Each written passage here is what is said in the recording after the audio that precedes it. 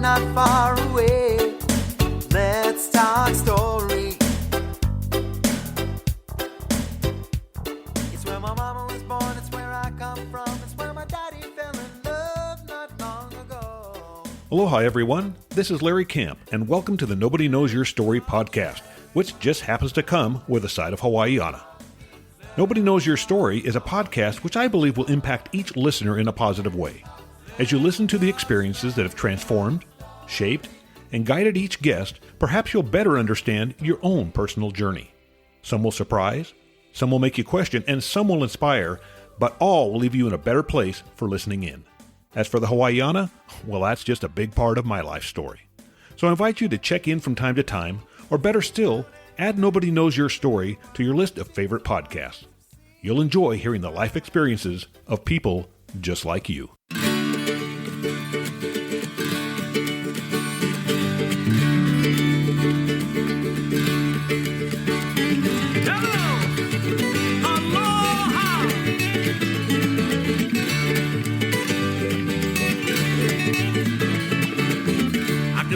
Morning sun upon my face as I was dressed today.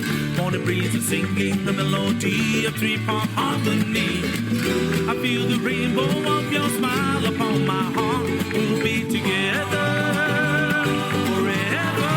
Hey, come on, my. Hey, come on, my. Hey, come on, my. Hey, come on, my. I can smell the morning dew upon every single blade of grass I see.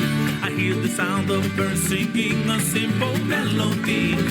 Taste the sunshine upon my lips that brings a brand new day. We'll be together forever. Hey, come on, my. Hey, come on, my. Hey, come on, my. Hey, come on, my. Hey, come on, my. Hey, come on, my.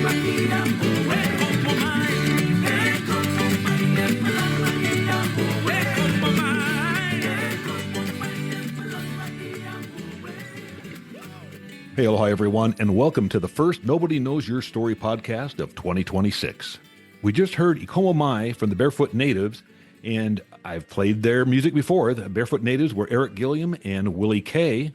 Just really enjoyed those guys, so I like sharing their music.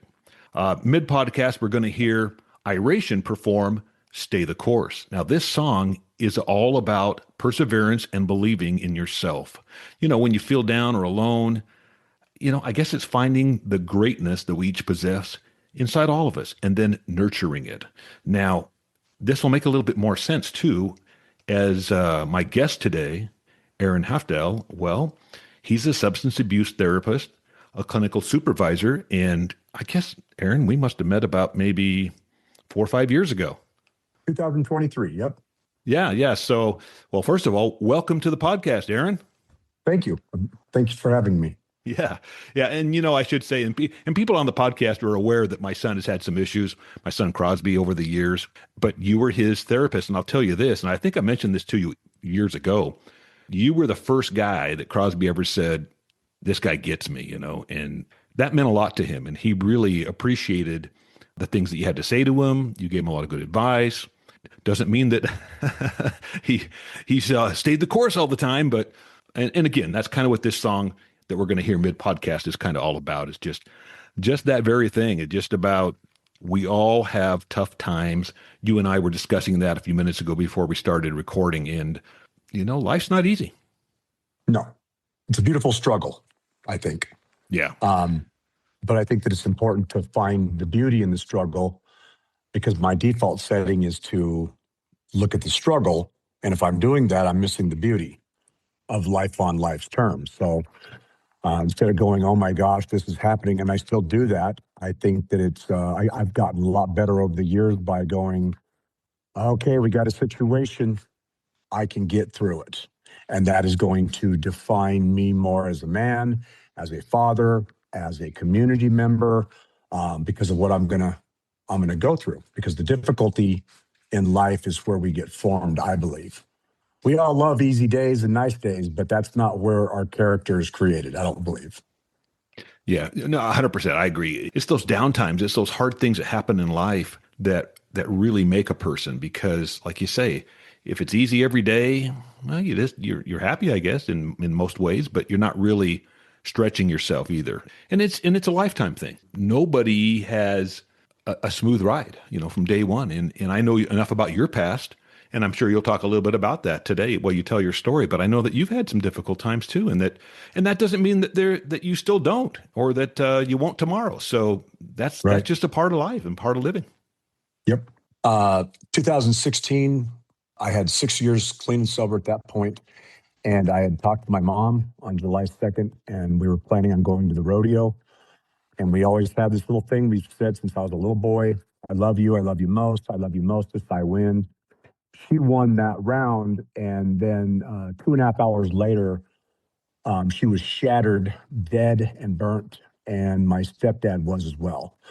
They were my best friends, my biggest fans. They were a big reason, if that makes sense for me. Single car accident, they died instantly. I remember back in the 90s thinking, in and out of the penitentiary, in the streets, just the insane stuff that goes with it. I remember thinking that if my mom ever passes away, I am not on any level going to be okay. And there was two people that I did not like at all. That's putting it very, very lightly. And I was gonna maybe do them, because I didn't have a reason at that point. But once it actually did happen, and I had 6 years of learned healthy coping, or not all of them, but I learned how to have healthy coping skills, and I had solid people in my life for a significant amount of time. I didn't even need to reach out. As soon as people found out, they rallied around me. They supported me. They supported my wife. I had to empty their house, get all the animals adopted out. I had to have my little brother arrested for breaking into the house on July 4th. It was just one traumatic thing. I didn't know how to breathe sometimes. I would forget to stand. It was just very weird. But not once did I think, I'm going to go use drugs or drink because that's going to make it better. I didn't even think that way. And so what I inadvertently did is I felt everything, and it was traumatic. It was beyond painful to lose my best friends. And then 13 months later, my dad, who was my other best friend, and my stepmom, they died. My dad died. I held his hand, of cancer and end-stage liver disease. And then 3 weeks later, my stepmom had a coughing fit. Her heart exploded. So in 13 months, I lost them all. And I would have never thought that I could have walked through the death of anybody, let alone that. My son got shot 9 times, my son in Oregon, and he lived. I thought he was dead when I was flying out to Oregon. And not once did I think, I'm going to go get high.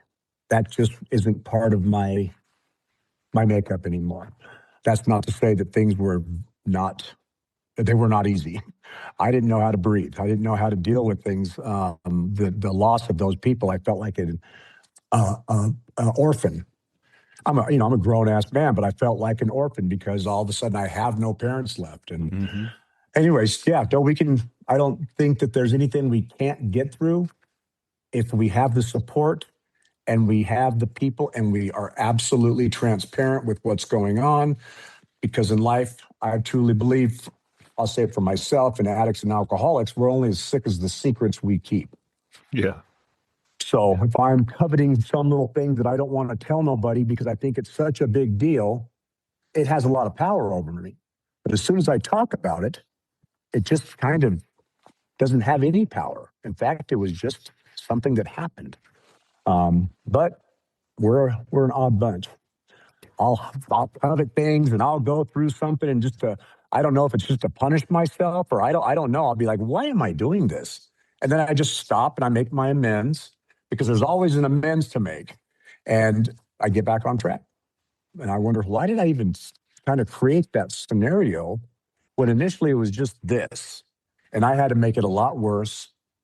I don't know. Yeah. You mentioned the thing about the secrets, and I had to smile because people ask me all the time, "Hey, how's Crosby doing?" And I go, "Well, as far as I know, he's doing great. But if he wasn't, I wouldn't know anyway, Yeah. because that's just the way it is, right? I mean, Yeah. and so I'm at a point in my life, and it's probably because I'm a lot older now, and in different things where I'm an open book. I don't have any secrets. I mean, Right. if I don't respond a certain way to somebody, usually it's because I don't want to be offensive. And so if I know somebody, for example, is super religious, or and they go off talking about something, I just will just nod my head or whatever. Right. I'm not Right. going to rebut them though. I mean, what's the point, right? So It's not going to get you anywhere, exactly. So, well, hey, especially in this let's do day and this. age with the temperature out there of the Yeah, political standing. I just take care of my family, and I don't really do a lot of. I know better than to engage, but sometimes my mouth gets ahead of me, and I'm like, "How can you actually believe this? yeah. Explain that to me." Then they just get mad, and I'm a racist. So that's what they call it. You know what I mean? So it's like Well, I don't even try to engage. it's something, because the thing is that you may see eye to eye on 99 out of 100 things, but all of a sudden that one thing that you don't see eye to eye becomes now this big thing that Dividing makes you can't factor, be friends anymore or whatever, and so I it's don't just not get worth that. it. Yeah, when we're I don't playing get that. softball, That's we just weird. say two rules: no politics, no religion. Boom. Perfect. Perfect. I like that. That's kind of where we go with treatment, unless somebody's, we're not going to argue politics. We're not going to debate on whether your religion's right or not. It says right in the big book of Alcoholics Anonymous that it's important that we find where people of religion were correct in aspects of their religion. Because if I can pick up on somebody else's mannerisms, behaviors, or maybe even a thought process that would give me more peace, why would I not? Sure. So I have to be teachable. Yeah. But And I'm not religious. I'm spiritual. if anything, that's what I am. I always tell people I'm a hopeful agnostic. So, I like that. I hope there's something, but hey, I don't know, man. Right, right. Neither do I. Well, let's do this. Let's kind of back up, and let's talk about your early years and your growing up, because I think with most of us, the things that happen in our formative years, they used to be called, right? But that Mhm. kind of sets us on a course many times in life, good or bad or whatever. But yeah, let's talk about your upbringing a little bit. Okay. I was born in Eugene, Oregon in 1969. I lived in the same house for 16 years. Lived is a very loose word. When I was two, my mom and my biological dad divorced. She kept the house. She got with a new boyfriend, which became my stepdad. And from the age of 3 to 11, I was sexually abused weekly, sometimes daily. I didn't know anything different. This was just kind of what it was. And I knew instinctively not to talk about it because there was threats made that if anything ever was, you know what I mean? Hmm. I didn't understand why he would say the stuff he did. I mean, because I'm just a little boy and I grew up being called a worthless fucking maggot. And look at that now and I'm like, I can't even fathom telling my son that. But, I kind of, whatever, that's maybe what you grew up doing, him. But at age 11, the sex abuse stopped. I mean, literally right on my birthday and moving forward after that, there was nothing. And it was very weird to me. And I remember being confused. Like, am I not good enough? Not that I wanted it, but I didn't know anything. It was just this secret maneuvers around our house. And it was just a weird thing. He didn't touch me no more, but there was still physical abuse and a lot of emotional name calling and stuff. I lived in this little house in a decent neighborhood, but it was a filthy little house, foul. Because everybody's house that I went to, my friends' houses, it looked like a museum to me. It looked like something, they're sitting down at the dinner table, they're having dinner. And I was invited, they would, and everybody knew, they didn't know, but they knew that my house wasn't obviously the best. And so I remember being uncomfortable around family units that had healthy coping mechanisms. And so I learned how to maneuver, and I learned how to tell by the way the front door closed when my stepdad came home what I needed to morph into to survive that night. Sometimes it was hiding under a bunch of clothes in the hallway closet. Sometimes it was bouncing out of my bedroom window and running down the street. Sometimes it was just placating him and trying to not say the wrong thing. And it was just very, it's just what I knew. But I didn't realize how, till later when I went to college, I learned that from the ages of 3 to 11, that is where we develop the most. That is where our personalities, our core beliefs, a lot of our stuff, our most significant traits are developed. And I remember at age 14, I got off the school bus. No, 13. And my buddy Gary Barnes, this guy rode up, and we were walking back to our house, and he lived down the street from me. And this guy rode up on a bicycle and jumped off the bike and shoved Gary. And obviously the guy was older than Gary, but I remember just being really kind of taken back with the situation in the middle of the street, a couple houses down from my house. And I remember Gary just hitting him. I mean, he hit, and it was very precise. He hit him right in the jaw, the mouth, split his bottom lip open. Anyways, the guy stopped. It just was a solution. And I remember it just gave me an adrenaline rush. It was scary to watch, even with the violence that I went through in my own home. Watching that in the streets was very powerful. I went home that night, and the pattern took over, and he would grab me by my hair. I was a little skinny, toe-headed kid and long hair, and he'd yank me around. And we were in my bedroom, and I remember him reaching for me. If you didn't allow whatever was going to happen, it got a lot worse. So you didn't stop it. You didn't fight against it. You just kind of rolled with it. I learned how to take quite a bit of pain and agony without even an utterance of vocal. But he reached for me that night for my hair, and I pushed, and I kind of slapped his hand away, and I looked at him, and I remember he just looked, it was scary. And I just remember Gary hitting that guy, and I closed my eyes, Larry, and I just came back from left field. I mean, if anybody, he just never expected it. And I caught him. I caught him in the cheek. I mean, how much damage can I do? I'm just a little kid still, but he touched his cheek, and he looked at me, and I remember thinking at that moment, I'm going to die. I was done. And he kind of went like this and reached out towards me, and I just went into a protective shell, kind of. And he pushed me aside and took off out of my bedroom. And I jumped out my window at this point, and I'm watching from my front yard. Is he coming back in my bedroom? Is he going out the front door? I didn't know what was going to happen, but nothing happened. I ended up leaving, going to my buddy Matt's house, and my mom got a hold of me that night, called me over there and says, come home. And I didn't tell her what had happened. I said, well, where's Charlie? And she said, he's in the dining room. And apprehensive and scared as I was, I still went home. And he didn't acknowledge it. He didn't say, he never called me a name again. He never did anything abusive. It was almost bought me a bunch of nunchucks.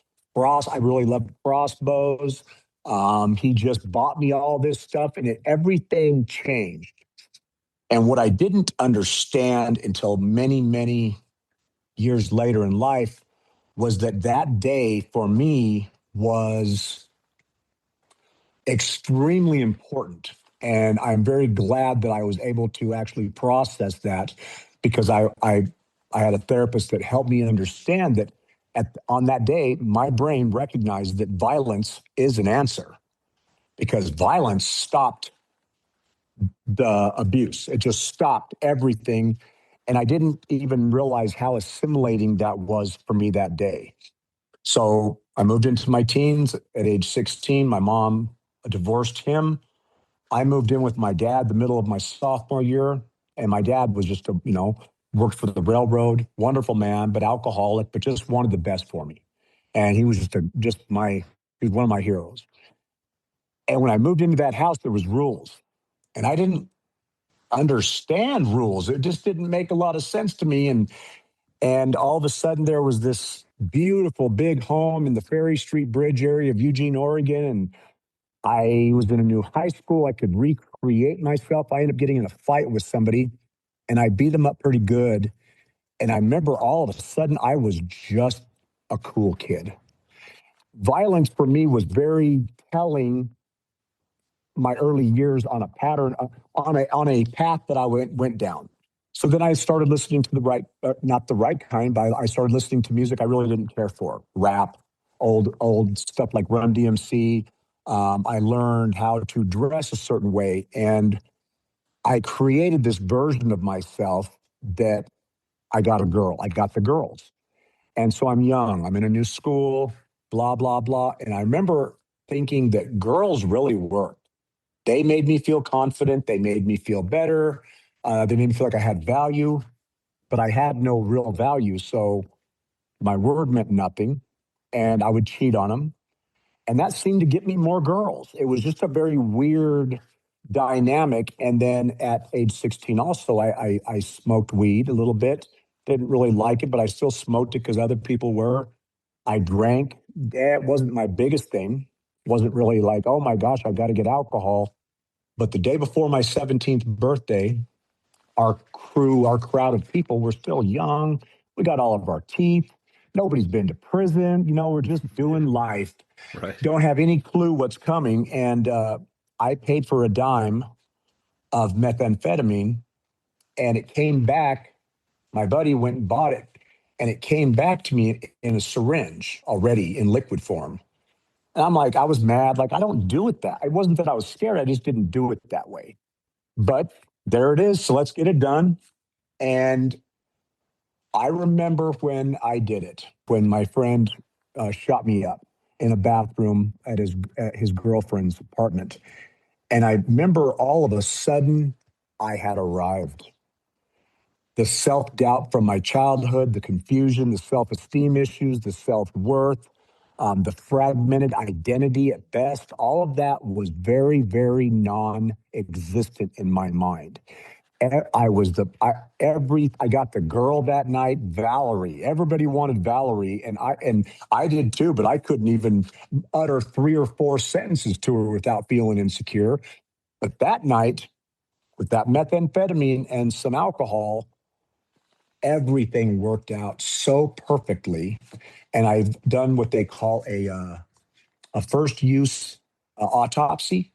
And I've also done a relapse autopsy, which means looking at the situation in the time frame in my life and getting as much information from an event that's very destructive as I can so that I can understand what my part was so I don't allow myself to get there again. And it was the perfect storm. That I turned 17 the next day. I quit high school. I immediately started doing like crime, like real crime, like burglaries and robberies. And then as soon as I turned 18, I got arrested for a bunch of stuff and I went to prison. They gave me 25 years. I didn't do 25 years, but you didn't really know how much time you were doing. You could do up to 25 years. I did 43 months and got out. And if I wasn't criminal going in, I got out. I didn't understand it at the time being, but I was very antisocial, very criminal, this street belief, you don't tell. If anybody calls you a punk or a bitch, you're immediately going to hit them in the mouth no matter where you're at. There's these rules. And I found an identity and a sense of self-worth and belonging within that culture. And I was super ADHD. I'm not scared to fight. And I can't fight that good, but I will. I can take an ass beating. And once you've had a beating, you're probably not going to die. I always check for my teeth and make sure they're there, and I'm good if they're all there. But I end up going back to prison 6 more times. I did a total of 17 and a half years. And I looked at that situation, and prison is very easy. The stigma on the streets is, oh my gosh, you've been to prison, or, oh wow, that's scary. What's scary is getting up day after day, giving all your money away at the end of the month for cable you don't even have time to watch because you're trying to cover the bills and make everybody else okay, not having any drive or ambition, so you kind of settle. I think that prison saved my life. I'm 56. I don't know. I feel like I'm either 12 or 90. I'm pretty immature, and I love it. I take care of all my responsibilities, but I like being able to be kind of a kid. And my son now, my 8-year-old autistic son named Resner. I'm a big Nine Inch Nails fan. His name is Resner, and I get to see through his eyes. And there's never going to be a bigger gift I'll ever be given. But before I got to that point, I got out of prison my last time, and every set I did, it just started to seem, I can see it now, but the moment I didn't understand it. The closer I got to release dates, everybody wants to get out. But I remember getting like this different kind of anxiety, like my last 3 prison sentences. I did chunks, pretty good sized chunks, years. And then I would, right before I got out, I would have all this weird type of anxiety that I didn't understand, recognize as it wasn't normal anxiety, because I'd been telling my family and people that cared about me still and wanted the best for me. I've been telling them what they wanted to hear. And I was telling them what I wanted to do, but it was like speaking hieroglyphics when it was time to put my feet on the ground and get out and look over my shoulder where I came from and repair the damage I've done to everybody, the emotional damage, the trust I've broken with my community. I didn't understand. I was very emotionally immature, and so it was easier just to go back over, make up an excuse to my mom, because I'd always go parole to my mom's house, and they didn't understand. The drinking just kickstarted my addiction. So they always got me a fifth of Green Label and a fifth of Black Label Jack Daniels, and we would have a heyday. That I'd always say, "Hey, I got to go over to so and so's house and pick up my ID, my Social Security card." I always had some excuse to go over to somebody's house that I knew was using drugs, and I would go over and I would get high and I would be on the run again. And it was only a matter of time until I got picked up, and I played victim. Somebody told on me. Somebody wore a wire because I sold them drugs, or I did a crime with somebody and they ratted me out. I was a professional victim, and I didn't see it that way. I didn't understand that. I hated it when I was called out on being a victim. I lacked any level of accountability, and I would lie.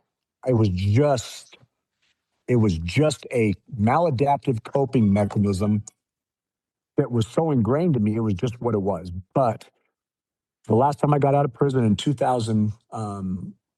February 4th of 2002, I ended up having gotten together with this gal while I was inside, and I was living with her and her ex-boyfriend before I got arrested. Anyways, she ended up writing me a letter saying, "I hope things are going well, and and thanks for being a good person when you were here." And I'm in prison and I'm writing a letter. I'm trying to get her attention. And all of a sudden I got it, and we wrote and we ended up getting together. I paroled to Astoria, Oregon. I lived 3 streets over from the Goonies house. Kindergarten Cop, The Ring was being made, Free Willy, kind of some history there. He was kind of a cool, but if you weren't a fisherman or a fireman, or a woods cutter fireman, you didn't belong, and you just did drugs. And that's kind of what I don't have any.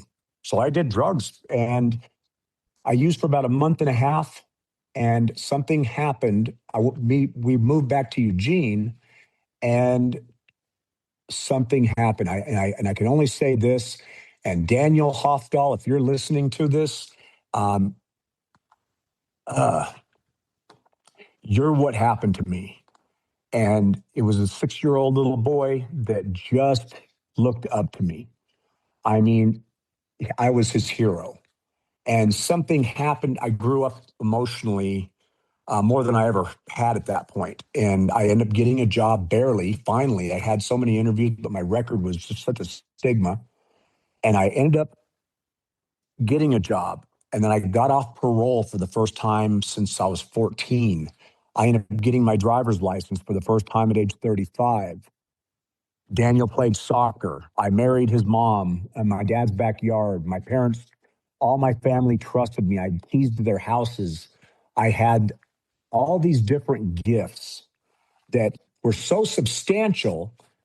They were enough to get me through 2 months shy of 6 years sober and clean. I didn't work a program. I didn't do AA or nothing like that. I just didn't use drugs or alcohol. I was in the plumbing apprenticeship program. Again, going back to the relapse autopsy. On August 18th of 2008, I thought I could have a beer. I had another beer. Then I had some Crown Royal. Then I was abandoning my family and cheating on my wife with a needle in my arm within 3 hours of the first drink. And it didn't stop for 21 months to the day. My relapse date was May 18th, 2008. My clean date is or April 18th. I'm sorry. August 18th, 2008, I relapsed. I didn't stop until May 18th, 2010. So for 21 months to the day, I annihilated everything of value in my life. My family, my wife divorced me. My parents were just, here we go. The only thing that didn't happen is I didn't get any new charges. I had a driver's license. I had a car. I had a lot of vehicles and stuff and different things, and I liquidated anything of value. And at the end, I didn't have any, there's no warrants, there was nothing. But I remember being in the back room of this house and I was weighing out some drugs and it felt like somebody put their hands over my ears and everything became kind of muffled. And it was to me, this was kind of a spiritual thing. But I remember being hyper aware that nobody in that house cared that I had just traded my family in and my self-worth, my dignity, anything I had of value in for this little chunks of crystal methamphetamine. It hit me so hard. I had to get out of the house. I drove 2 houses down and I couldn't even drive. I was sobbing so hard. And that was my bottom. It was loneliness, pure, uncut, agonizing loneliness. And that was my catalyst. And I still missed 3 intakes getting into treatment because I was so addicted and had so many excuses. But I ended up making it to treatment on May 18th, 2010. And I don't stop. I have to be stopped. This time, I remember getting into treatment going, I cannot believe I made it. It was just blew me away. And, a month in, got a little bit of naps in me, got some sandwiches in me. I've started, my ego's coming back. I think I know better. I don't need to hear all this crap. I don't need you to talk about. I need to be accountable for the toilet seat that I forgot to wipe down. Anyways, long story short, I didn't take off from treatment. I stayed the full 73 days and I got out to a sponsor and a sponsorship tree of men that were savages. I don't like that word losing because I didn't lose my family at the supermarket or the park. I gave them away because I had different priorities, and that puts the accountability back in my lap. But having given my family away for a relapse after 2 months shy of 6 years being clean, when I didn't have anything to lose, it was what it was. I get out of prison, I didn't have anything really. So going back to jail or being back out in that insane world in Portland, Oregon and stuff, really it wasn't that big of a deal. It was exciting. It was insane, but it was also a big distraction. But when you have a family and you have a career and you have these things, then you give it all away for this hope that something's going to be different. And it's not only not different, it's worse than it ever was. It got my attention. And I look at my son now, and had I not relapsed, he wouldn't exist. Because I got out of treatment, me and my ex-wife dated, tried to make it work out. I went to a sober house I didn't want to. I hated it, but I did what was suggested. And we dated, and after about 7 months, she just told me, I can't trust you. Because when I relapsed, I cheated, I financially ruined everything. I was a monster. And I didn't blame her. She was being straight with me. I can't trust you, and I'm sorry. And so I moved on, and she moved on, and my kids really never. Daniel Hafdahl was my person. Austin is my son. We had developed a pretty good relationship when I had that time, and my little brother Tony. Everything became very different now. And I never got them back. None of them, really. They're all doing whatever they're doing, but I learned how to set boundaries with them because I can't be blamed. I'm not going to sit there and let somebody attack me and belittle my way of life because they're still doing whatever they're doing. Yeah, I wasn't there early on. I'm here now. I did it for about 4 or 5 months, and it was very easy to take on the shame because I had made mistakes, but I have to forgive myself. Because if I don't forgive myself, I will continue to pick up things that I've done in my past and just beat the hell out of myself with whatever the event was. One of my old grant sponsors asked me in Oregon, he said, "Have you ever done anything on drugs or alcohol that you would have never otherwise done?" And it was just like everything. Everything I do on drugs, I never would do if I wasn't. He goes, "So why are you still beating yourself up for stuff that you did while you were under the influence of narcotics and alcohol?" He said, "It's not an excuse, but it is a reason. And you have to forgive yourself." And I remember that was like a big turning point for me because at that point I did forgive myself. I still had a lot more work to do, and there's no finish line for me. I'll be doing little work on myself like I think humans should. But I am accountable now, and I'm very hyper aware to know that if I pick up anything, I am making a conscious choice to become that piece of garbage human being that I was before. And it's not like, oh, I didn't know what was going to happen, or it won't be anything like that. It'll be me making a decision to become a monster again.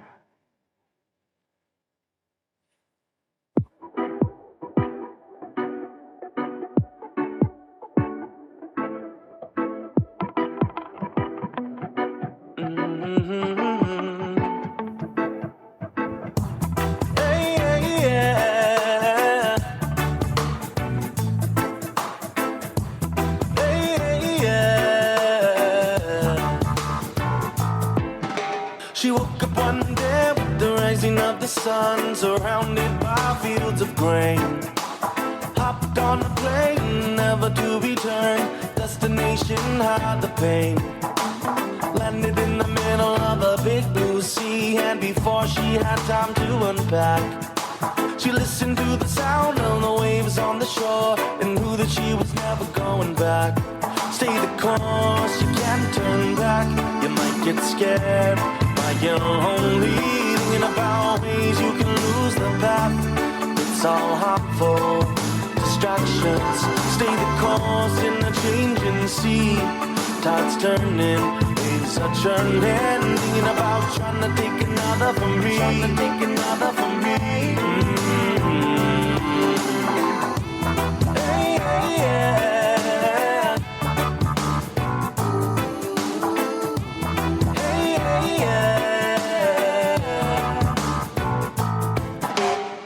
Never a cool kid, had no friends in school, kid. Never raised his hand in class. At night he stared at the stars on the ceiling, wondering if his loneliness would last. Another chord is found, another note he hums, another original melody. But as soon as he stepped on the stage and saw them smiling back, he knew what he was meant to be. Stay the course, you can't turn back. You might get scared, might get lonely, thinking about ways you can lose the path. It's all harmful distractions. Stay the course in the changing sea. Tide's turning, waves are churning, thinking about trying to take another from me. Trying to take another from me. Hey, hey, yeah.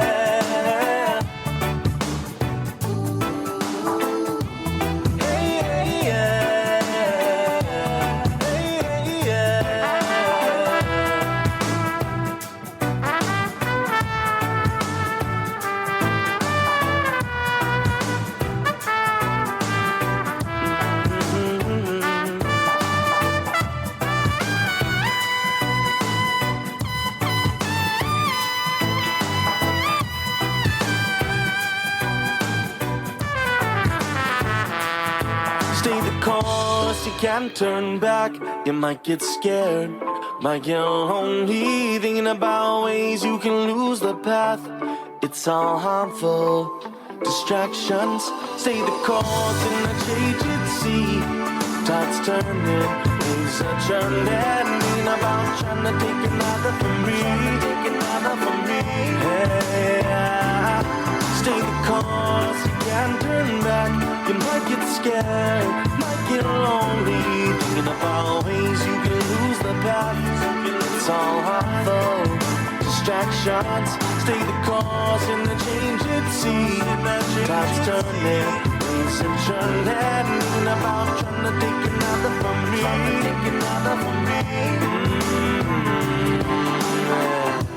Hey, yeah.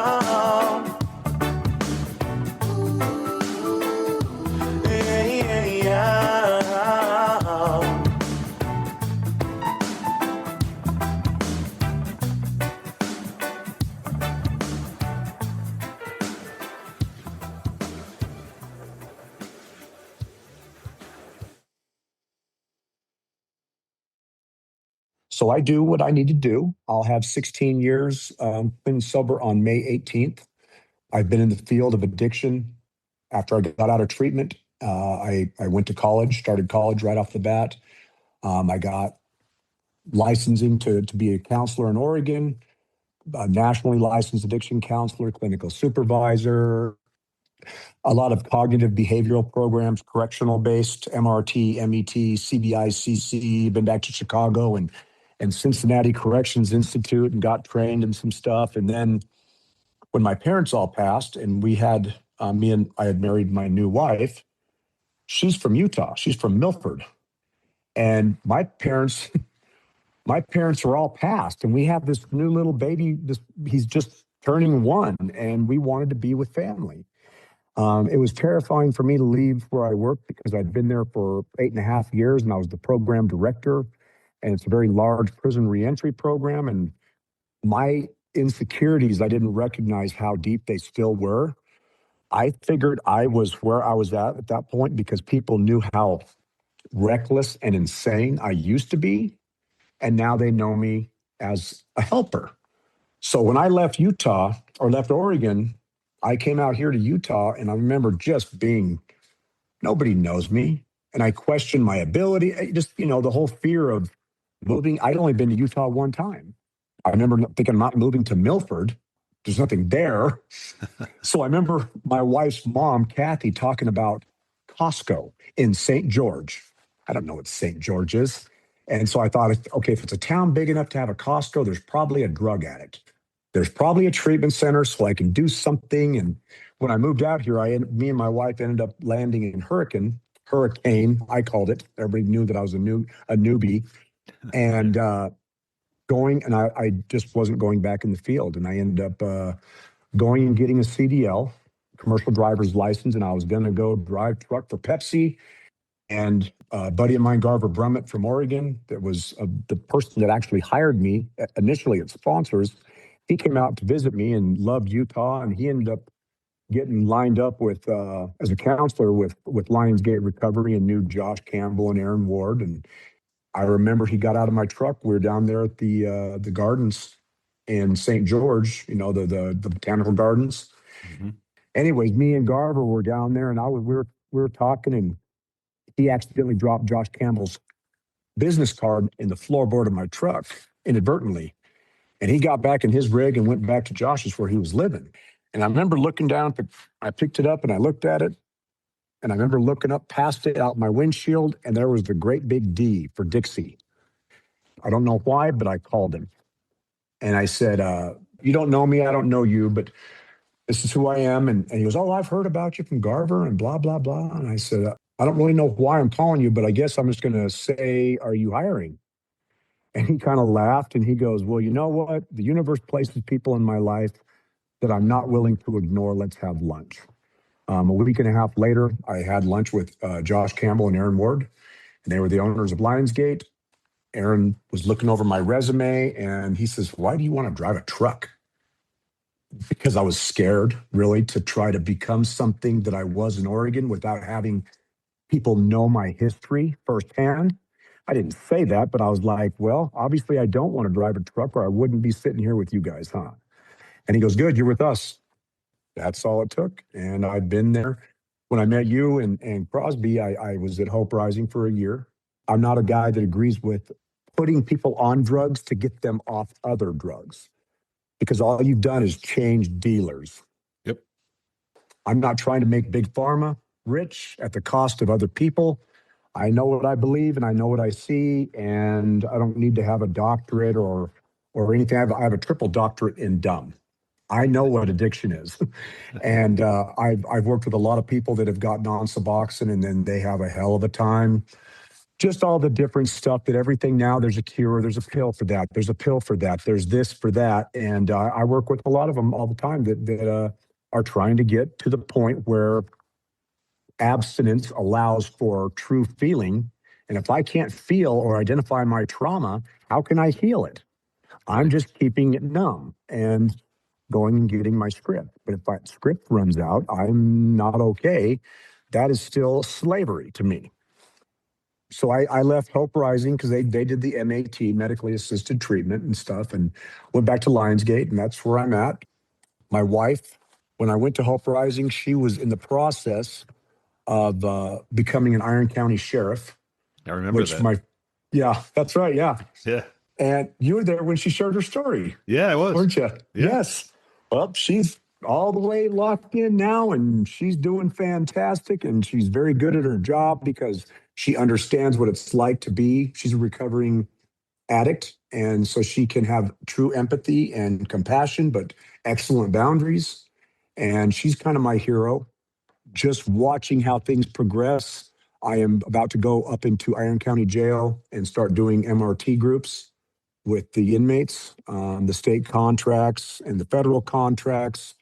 There's a lot of different moving parts, but a good friend of mine is Chad Dotson. He's the DEA for this county, and I've been working with Sergeant Walker and getting things lined up to be able to go up in there. And my passion is working with inmates and trying to help them overcome barriers that I know all too well are very difficult to overcome, but it is doable. So if I can help people with my history, I do. I don't look at the abuse or anything that happened to me as a little boy. I don't go, that happened to me, because now I look at it as it happened for me, because I've taken accountability for my part, and I can use my history and my experience to help other men talk about that stigma of abuse that we just don't talk about, which keeps a lot of people sick and it kills them. A lot of people don't want to talk about the uncomfortable stuff because they somehow believe, and I did too, that if we don't talk about it, it just goes away. Mm-hmm. It doesn't go away. It just becomes more infected. It starts to affect our relationships with friends, with romantic, with family, with children. It just destroys everything eventually. So I love that. And I love Lionsgate. Love my kid. I love where I'm at 56, and I am getting older. But I'm okay with getting older because I have a lot of friends of mine from the past that never had this opportunity because they're doing life without, or they're already dead, or they're just fried from the drugs. Mm-hmm. And the fentanyl is something that I do not understand. I never have liked the opiates. That was never my thing. Listening to people talk about the amount of overdoses, and it was like, that doesn't sound fun. Yeah. I mean, it just sounds like, why would you even do it? But that's addiction for you. You know what I mean?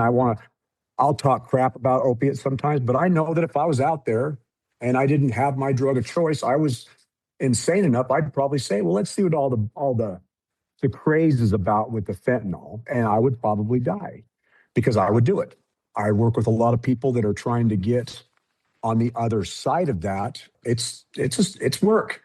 I know it gets easier. And we got to get on the other side of it instead of just consistently every so often relapsing, which kind of limits our potential for growth. I've been programmed from an early point in my recovery to look at what the payoff is for our behavior, because we are not the tribe of people that do anything without a payoff, even if that payoff is absolutely annihilate our life. But people think, well, why would that be a payoff? Everything with me and my self-destructive behaviors of the past came down to one thing: me avoiding accountability. That's just what it was for me. So when I go a few layers deep and I've looked at my past relapse and I've made my amends and I get to make amends again. Yeah. I got caught in a lie here, Larry, about 3 weeks ago with my wife, and it was stupid. It was like very, very inconsequential, but I reacted and I just lied. She's probably going to listen to this and she's going to laugh when she hears she was in the tub. And I just kept lying. I just couldn't. I was just like caught. And she knew exactly what had happened. And it wasn't cheating or it wasn't anything like that. I remember just going, what the hell am I doing? I'm now gaslighting her. I'm posted up on my bed pouting as a grown man because she told me exactly what happened. And I just wasn't. And I said, Aaron, you got to stop it. So I just got up and I went in there and said, look, babe, I'm sorry. I lied. And she already knew I lied. But I expected her to go, thanks, babe. And she didn't. So I got mad again. And it took us about an hour and a half, but our relationship's pretty good. So we got over it that night. But a couple days later, she sent me this little like emoji. Mm-hmm. And my son, one of his favorite songs is by this guy named Mark Morrison, and it's called Return of the Mac. It's kind of a rap song, and part of the lyrics is, you lied to me, even though you swore I'd... Anyway, she sends me this emoji with her singing, you lied to me. And it's funny, but it's like, why would I have even done it to begin with? And it's just one of those things I go, I'm human. I'm going to forgive myself, but I'm going to do my best to not let it happen again. That's all I can do. Yeah. But hearing your story, obviously there's so many things that I can relate to, maybe not personally, but through my son or others that I know. You know, it's that there's a Jimmy Buffett song, and one of the lines is, your friend asked you, would you have done those things if you weren't high? And you're like, no. Well, then you got to forgive yourself, right? But the point is you can get a permanent reminder of a temporary feeling. And so that's the Jimmy Buffett song. And whether it's a crazy tattoo that you don't even remember getting or whatever, if you allow yourself to get into that space where you basically lost the ability to make good decisions and good choices, that Right. Who knows what's going to happen. And that's how people that have never done anything wrong can end up in prison, because they did something crazy and they didn't even know what they were doing. But see, again, you can't say, well, hey, I was on drugs, so it's not my fault. Well, Right. you know, That's funny because that's literally one of my sayings is that everybody that has consequences is because we made a life-changing choice based on a temporary emotion. I got to listen to that Jimmy Buffett song because Yeah. that is literally when I learned how to not get my family back in Oregon. I wanted them back, and my ex-wife couldn't trust me. My kids were not ready to forgive me, but I was, and then when my parents passed away and my son got shot, my brother goes to prison, my son goes to prison, I move out to Utah. All these emotions, very, very intense emotions. I would have used drugs if it was a day that ended with Y, which is every day I will find a reason. It wasn't, I didn't need a football game. I didn't need the sun. It was just what I did. But now learning that I can get through some very, very painful emotions without reacting to it in the real world and annihilating my life because temporarily I didn't like the way I felt. So now I changed the way I felt. But now that initial emotion is gone, but my life is hell because now I'm strung out again. When all I had to do was allow myself to feel everything. People think, and I'm sure you've seen Crosby, well, I think or I feel. I feel like that doesn't make sense. Nobody feels like. Like isn't a feeling word. Whatever you're feeling, it's probably not accurate. Whatever I usually feel when it's very intense, it's usually tied into something from my childhood.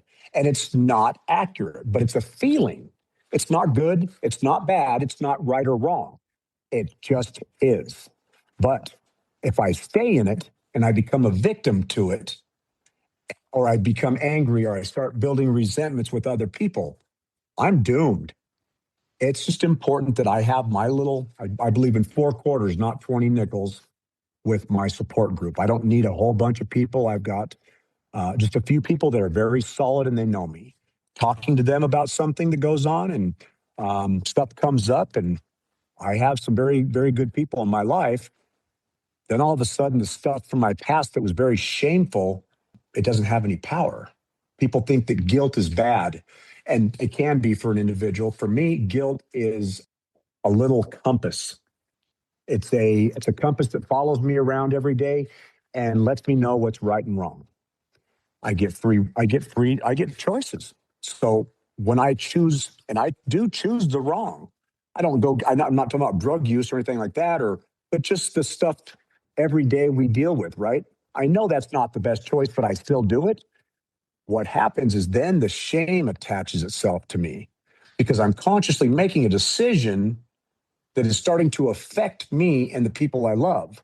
It's just subtle at first, but I recognize it. And that's when I'm okay. Because shame to me is, or guilt is, I made a bad choice. That gives me the ability to not make it again. And a mistake is only a mistake if you don't learn from it. If you learn from it, it's a lesson. Mm-hmm. But guilt is, I made a bad choice. Shame is, I am the bad choice. So why try? That's just what I am. It's what I do. And it's very, very important that I think that we become who we hang out with.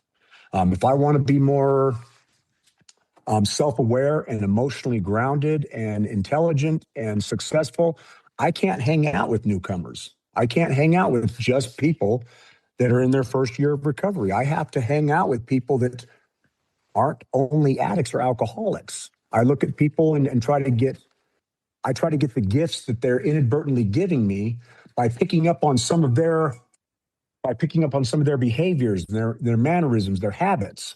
And that's where I become elevated, not in an egotistical way, but I become more. And when I'm in that type of a journey, I am much less affected by what anybody's opinion of me is, because most people are just coping by projecting anyways.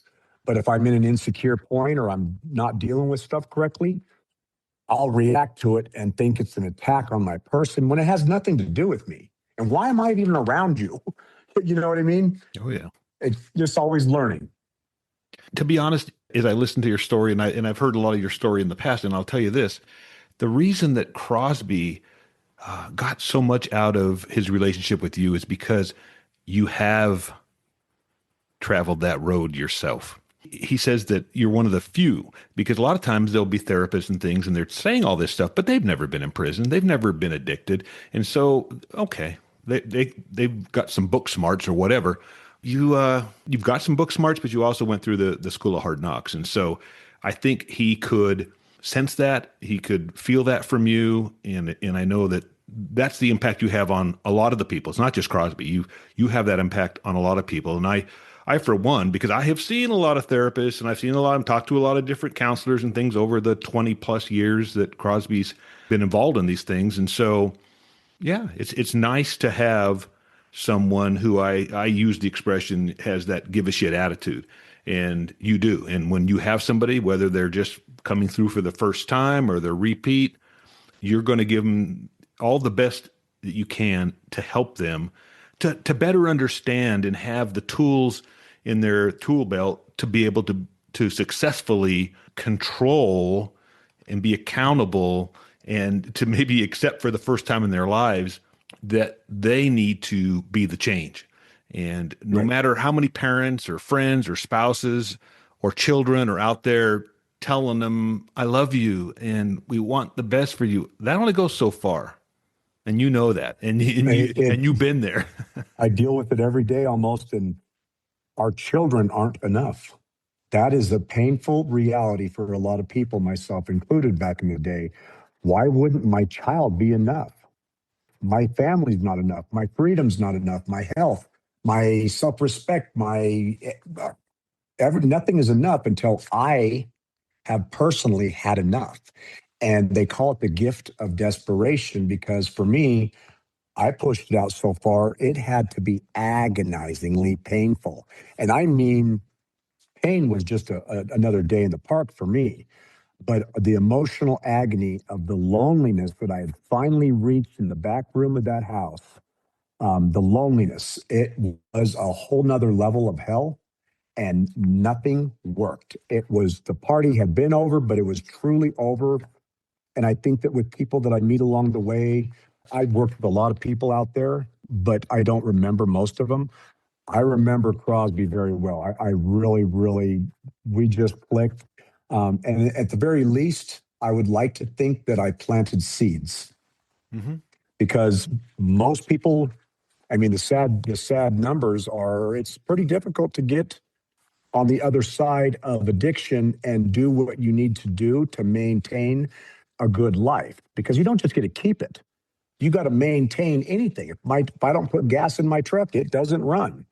I mean, I've got to do that for my recovery, for my relationships that are of value to me, my friendships, my employment, my wife, my home. I have to maintain it. I don't get to keep anything. People get complacent and they get into recovery, they get off the drugs, and they think that that's, none of this for me had anything to do. Drugs was a symptom. People go, oh my God, you just got to get clean and sober and get a job. That sounds good, but no, I don't need, clean and sober is the first thing. Now the real work starts, because drugs and alcohol weren't my problem. They were the solution I found at an early age to my problem. My problem was childhood trauma, was self-worth issues, lack of belief, zero self-love. Drugs made all that go away. But now, without my primary coping mechanism, I didn't know who the hell I was. But luckily, I was willing, and I see a lot of people out here in Southern Utah do it. They become willing to have somebody else give them raw, savage feedback, because our addiction is savage. My recovery has to be more savage. And that means I can't afford to rationalize, minimize. There's 11 ways of dishonesty. I was taught that when I went to treatment. I had to memorize them all to go to phase 2. I'll speak for myself. I rationalized a lot. I made excuses in my head for my bad behavior. I flipped it around, put it on somebody else. I was very quick with my mouth, and I would literally, they have a term for it now, gaslight. It's a little buzzword in the scene, but why? Why do I want to stay in a victim state? Because nobody has the ability to take my sobriety, my freedom, my self-respect from me but me. But if I give it to somebody, that's me setting myself up and them up for failure, because they're going to take it. I got told on. I'm out doing crimes with people that are sticking needles in their arm. I'm magically going to be the one they're not going to do dirty when we're robbing their grandparents' house back in the 80s and 90s. I just couldn't fathom it. As like, when I looked at my behavior, I went, man, I was so freaking lost and sounded probably so stupid to so many people, but better late than never. So 100% accountability for me is 100% power. And I just try to keep that in the forefront of my mind and be the better version of myself. And my ego, my pride, my sensitive side of me gets, I get my feelings hurt. There's a thing, have you ever heard of the 4 agreements? I have heard them. Yeah. Mm-hmm. They're fantastic. Make your word gold. Don't take anything personal. Don't make assumptions, and always do your best. Mm-hmm. 4 real simple things that people that are successful in the real world and have healthy, happy relationships, that's what they do. I remember if I tried something and it didn't work out immediately, I was so devastated. I was a piece of crap. I just can't do it. I don't even care to try again, because I was so sensitive to anything that didn't look good. And obviously my life was a wreck. Everybody could see it, but I believed this illusion that I tricked myself into believing. So I would hang out with drug addicts, and then initially it would be good alcohol, and then within a week I'm dumping 4 Locos through a Mr. Coffee filter to get the cigarette butts from the night before out, so I can just kill that methamphetamine edge to get to the store to get more alcohol. And then I wonder, how did I get here? I just wanted to have a beer at a tailgate party. And that's where I go immediately. And for me, I'm glad. I am glad that my addiction goes so insane so quickly that I have zero ability to have any illusions that I could make it work. It's just, it's not. And I see people that drink, they'll drink without really big consequences for 2 or 3 years.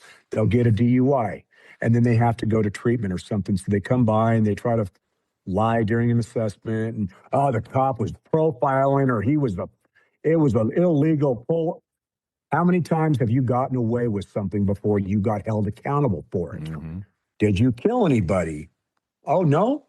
Then you're ahead of the game, because I know a lot of people doing a lot of time in prisons for having gotten loaded out, whatever drugs or alcohol, and killed somebody, not intending to, but you're still going to be held accountable. And we try to play victim.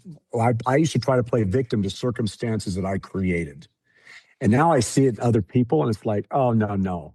Now, we're not going to do that, because I know that trick, and that will literally be Aaron Ward, my boss, one of the owners of Lionsgate. Several years ago, there was a guy in my group that was being pretty rude, actually very rude to a female in the group. And she showed me these text messages and stuff, and I jumped up all energy, not literally, but I was like, oh, I got to get rid of him. This isn't okay.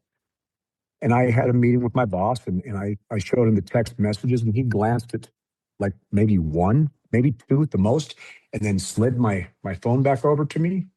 And I kind of looked at him. He goes, you shouldn't, those weren't meant for you. Why do you even have those? And he wasn't belittling me. He was giving me a really good lesson. I was like, because this person feels really uncomfortable coming back to group because of how this person is talking. And he said, do you know who the most powerful person in the room is? And I'm thinking it's this person that's got this girl all squirmed out because of his behavior. No, the most powerful person in the room is a victim. So whoever's playing victim, I think humans are programmed to try to enable or persecute or save or whatever it might be, but we're always rallied around the victim.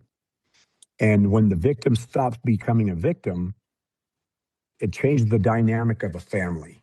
Who's the persecutor going to persecute? Who's the enabler going to enable? And it becomes very difficult in some families when somebody gets healthy and you inadvertently change everybody's roles. He taught me, this girl, she needs to learn how to stand up for herself. So if she wants to be in treatment, she needs to confront him in group. I was like, and I told her, and I didn't think, and she did. And I don't appreciate the way you talk to me. She stood up for herself. She found her voice. She learned how to advocate for herself. And I was like, holy crap. It was really a cool time for me, because he says, you are a codependent, aren't you? I said, I am. Yeah. But no, and I got to have fun. I can't live and breathe 12-step recovery. It burns me out. So I have friends of mine that we just go off and do stuff that's stupid and fun. We can talk shit, watch movies, hang out. But it's still recovery's my lifestyle. But talking about it and it just becomes so in the field, when you work in the field and you watch people make a lot of bad decisions, when you care about them and you see what's coming and you can't stop them. We don't cause, we don't cure, and we don't control. But when they have these consequences, some of it being death, prison, I mean, everything in between, loss of family, it's really hard.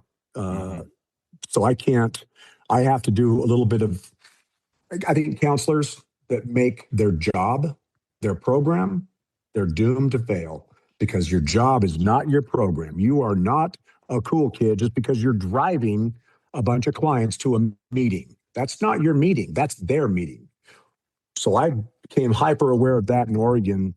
What I do outside of my job, that's my recovery. That's not, and it gets kind of overlapped at times, but I watch other people make mistakes more than I make them now. So I let other people, again, do the research for me.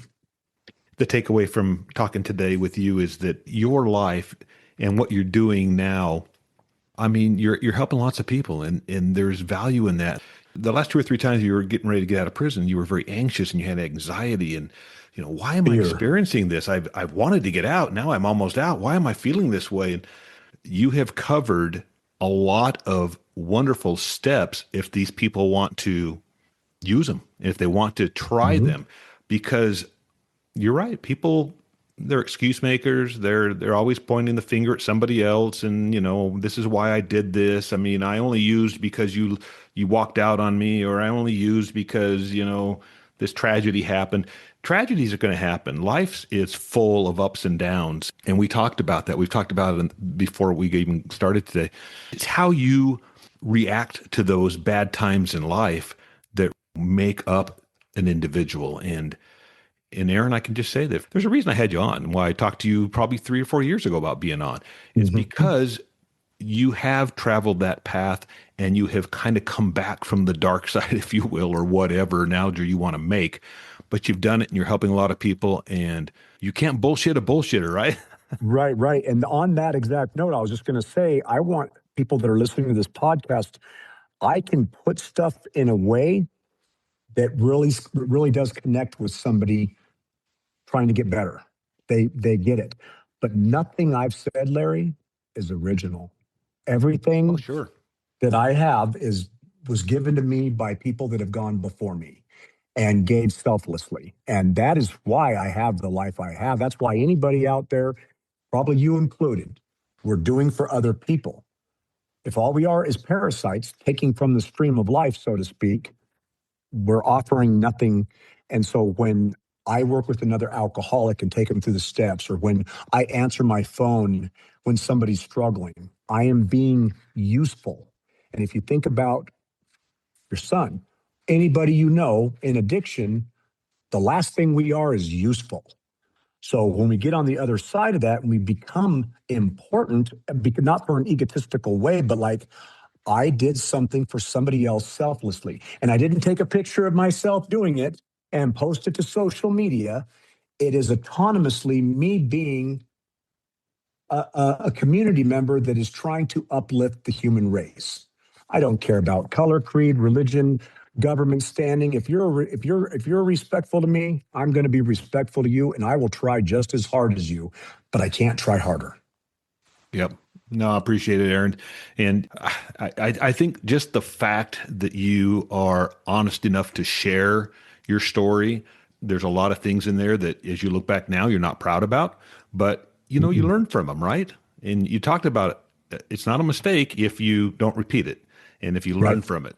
So, and we've all made them, and hopefully we've all learned from them so we don't repeat them again. There we go.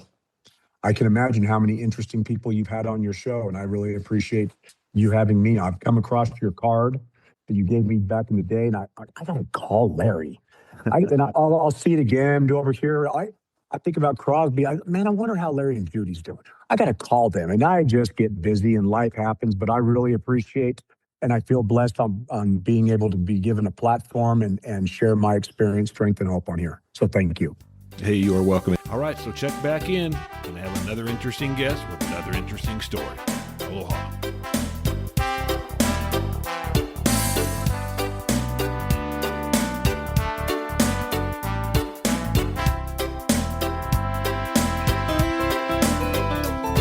Down a little old country road not far away. Let's talk story. It's where my mama was born, it's where I come from, it's where my daddy fell in love not long ago. Let's talk story. Let's talk story. Let's talk story.